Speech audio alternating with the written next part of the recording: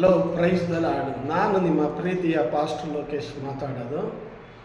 103 ಕೀರ್ತನೆ 1ನೇ ವಾಕ್ಯದಲ್ಲಿ, ನನ್ನ ಮನವೇ ಯೆಹೋವನನ್ನು ಕೊಂಡಾಡು, ನನ್ನ ಸರ್ವೇಂದ್ರಿಗಳೇ ಆತನ ಪವಿತ್ರ ನಾಮವನ್ನು ಕೀರ್ತಿಸಿರಿ. ನನ್ನ ಮನವೇ ಯೆಹೋವನನ್ನು ಕೊಂಡಾಡು, ಆತನ ಉಪಕಾರಗಳಲ್ಲಿ ಒಂದನ್ನು ಮರೆಯಬೇಡ. ಈ ಜಾಗದಲ್ಲಿ 103 ಕೀರ್ತನೆಯಲ್ಲಿ 1ನೇ ವಾಕ್ಯದಲ್ಲಿ, ನನ್ನ ಮನವೇ ಯೆಹೋವನನ್ನು ಕೊಂಡಾಡು. ನನ್ನ ಮನವೇ, ನಮ್ಮ ಮನ ದೇವ್ರನ್ನ ಏನು ಮಾಡಬೇಕಂತೆ? ಕೊಂಡಾಡಬೇಕಂತೆ. ಎರಡನೇದಾಗಿ, ನನ್ನ ಸರ್ವೇಂದ್ರಿಗಳೇ ಆತನ ಪವಿತ್ರ ನಾಮವನ್ನು ಕೀರ್ತಿಸಿರಿ. ನಮ್ಮ ಸರ್ವೇಂದ್ರಿಗಳು ಹಂಗಂದರೆ ನಮ್ಮ ಅಂಗಾಂಗಗಳು ದೇವರನ್ನು ಏನು ಮಾಡಬೇಕು? ಕೀರ್ತಿಸಬೇಕು. ಪೂರ್ಣ ಹೃದಯದಿಂದ, ಜ್ಞಾನದಿಂದ, ಅಲ್ಲದೆ ಪೂರ್ಣ ಮನಸ್ಸಿಂದ ದೇವರನ್ನು ಆರಾಧಿಸಬೇಕು ಈ ಅಂಗಾಂಗಗಳು.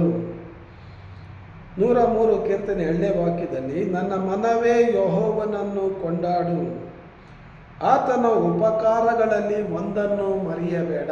ಆಮೆನ್. ದೇವರು ಮಾಡಿರೋ ಉಪಕಾರಗಳನ್ನು ಒಂದನ್ನು ಮರೆಯಬೇಡ. ಆಗ ಈ ದಿನಮಾನಗಳಲ್ಲಿ ಅನೇಕ ಜನರಿಗೆ ನಾವು ಉಪಕಾರ ಮಾಡುವಾಗ ಕೆಲವರು ಆ ಉಪಕಾರಗಳನ್ನು ನೆನೆಸ್ಕೊಂತಾರೆ, ಇನ್ನು ಕೆಲವರು ಆ ಉಪಕಾರಗಳನ್ನು ನೆನೆಸಿಕೊಳ್ಳದೆ ಏನು ಉಪಕಾರ ಮಾಡಿದ್ದಾರೆ ಬಿಡು ಅಂತೇಳಿ ತಿರಸ್ಕಾರ ಮಾಡೋರಾಗಿರ್ತಾರೆ.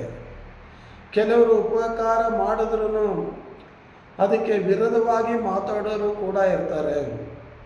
ಆದರೆ ಇಲ್ಲಿ ದೇವರ ವಾಕ್ಯ ಹೇಳ್ತೈತೆ, ನನ್ನ ಮನವೇ ಯೆಹೋವನನ್ನು ಕೊಂಡಾಡು, ಆತನ ಮಾಡಿದ ಉಪಕಾರಗಳನ್ನು ಒಂದನ್ನು ಮರೆಯಕೂಡದು. ನಾವು ಕೂಡ ನಮಗೆ ಯಾರಾದರೂ ನಾವು ಮಾಡಿರೋ ಉಪಕಾರನ ಅವರು ನೆನೆಸ್ಕೊಳ್ಳಲಿಲ್ಲ ಅಂದರೆ ಎಷ್ಟು ಬೇಜಾರಾಗತ್ತೆ.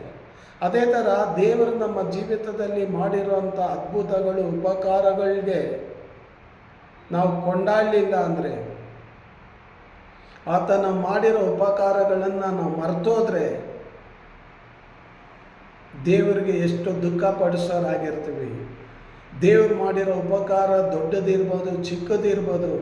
ದೇವರೇ, ನೀನು ಮಾಡಿರೋ ಉಪಕಾರಗಳಿಗಾಗಿ ನಾನು ಮರೆಯಲ್ಲ. ದೇವರೇ, ನೀನು ಮಾಡಿರೋ ಉಪಕಾರ ದೊಡ್ಡದು ಅಂತ ಹೇಳಿ ದೇವ್ರನ್ನ ನಾವು ಘನಪಡಿಸೋರಾಗಿರ್ಬೇಕು.